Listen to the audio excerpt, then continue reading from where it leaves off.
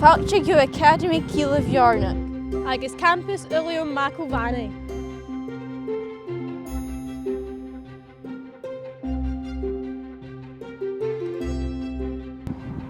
An dú hasne dá insa yut van skol aking.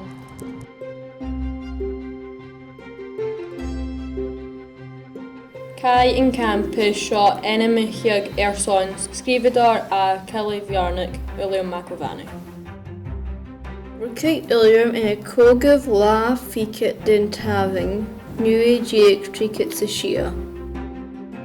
Cai Uilleam go ard scó, Chille Mheàrnaig an uair sin, rain biorla ag all high Glasgow.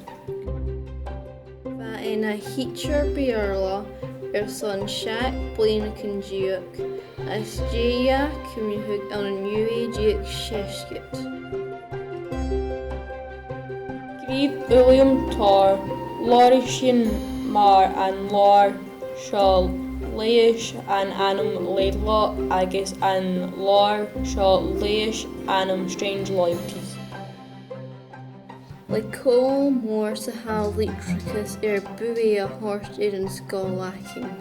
Bha sin a gíri scóil an insa dhéin, dé há lévug a cílacha giaibh.